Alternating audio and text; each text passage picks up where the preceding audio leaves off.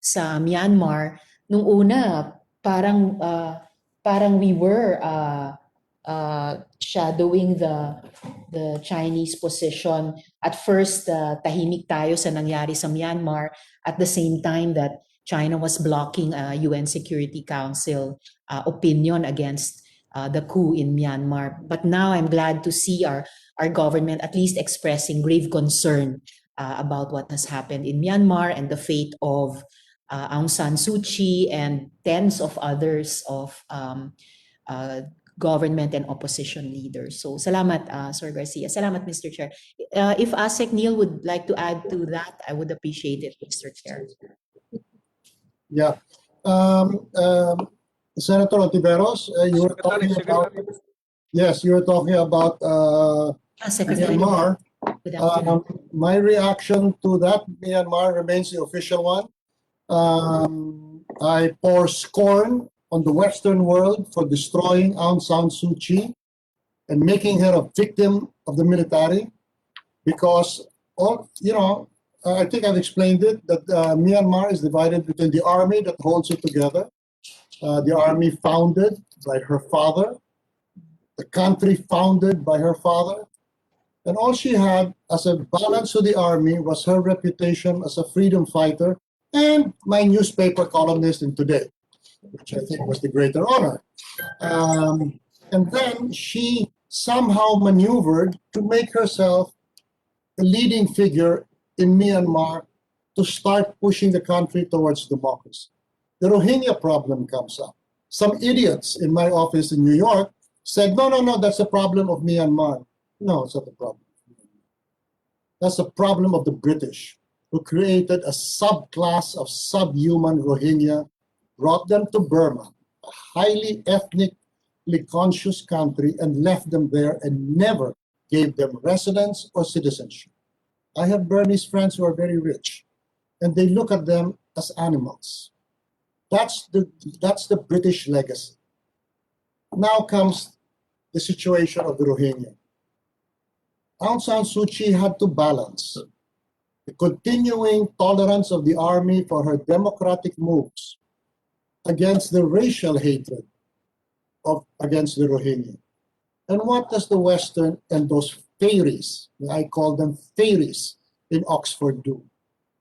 They tear her down. They remove her reputation. She had only the adoration of the world to stand up with against the army. They stripped her of all of that. Every step she made in the freedom of Burma, they erased, all so that they could feel well tearing her down. And what did the army realize at the end? That Aung San Suu Kyi, a woman who's done more than anyone for freedom, a woman who lost the affection of her son, who cannot forgive her because she refused to go to England to see her husband, their father, die, because she knew that if she went, she couldn't go back to her country. What did the West do? And now the army saw this woman has nothing. She has no name. She has no reputation. It's time to get her out of the way. And that's what happened. So my position is this. The army is indispensable to the unity of Myanmar. I told Aung San Suu Kyi, be careful of the West. The West destroyed Syria. The West destroyed Libya because they are hungry for oil. The West is hungry for the gas and oil of Burma. They're not interested in the freedom of Burma. They want Burma broken up into pieces so that they can prey on it. They said, the army alone can keep Burma together. Work with the army. But the army won't work with you if you don't count for it as a power in your own right. And those goddamn fairies, I don't want to use the word, but it's a two-syllable word. And Oxford tore her to pieces. And that was also the New York Times. They tore her to pieces. And so now where is she now? And where is Burmese democracy? 10 steps forward.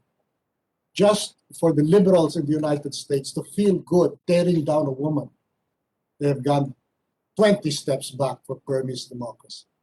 That's my feeling. That's my policy.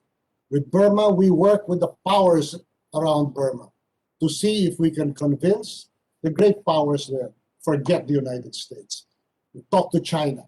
We talk to India. We say, can we go back to the status quo and can we go back and put the mother of Burmese democracy back there and then resume the progress towards the freedom that you and I got at EDSA?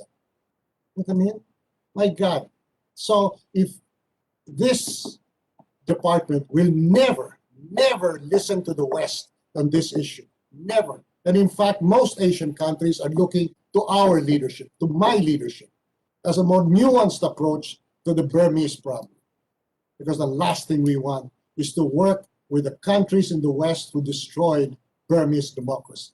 I'm so angry because I met that woman. She worked with me as a writer. She's brilliant. And she gave everything in herself to make her people free.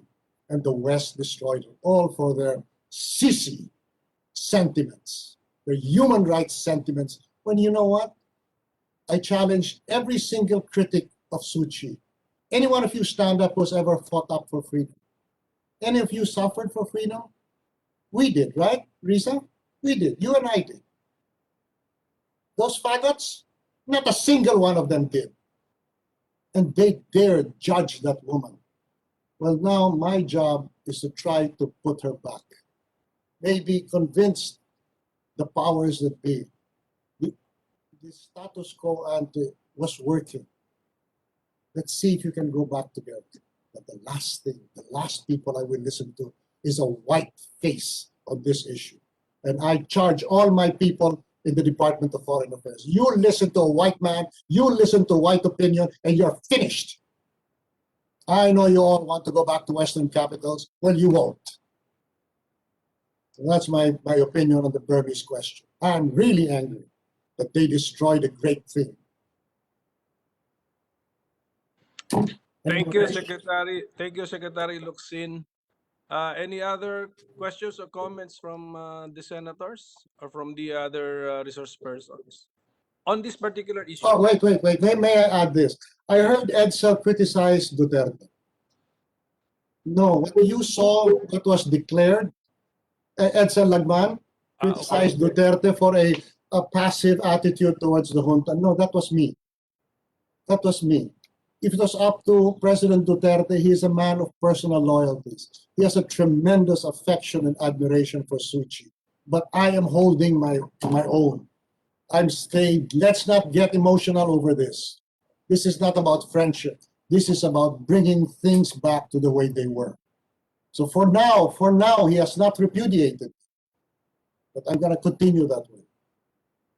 So please, it's the cheapest thing is to hit the president. Because if it was up to him, he'd go elsewhere with this issue. Thank you, Secretary. Thank you. So if there are no other matters, I would just like to thank the Secretary for his very passionate input on what is happening in Burma or in Myanmar. Okay, but that's beyond our resolution, and we will just give you time, Mr. Secretary, to develop your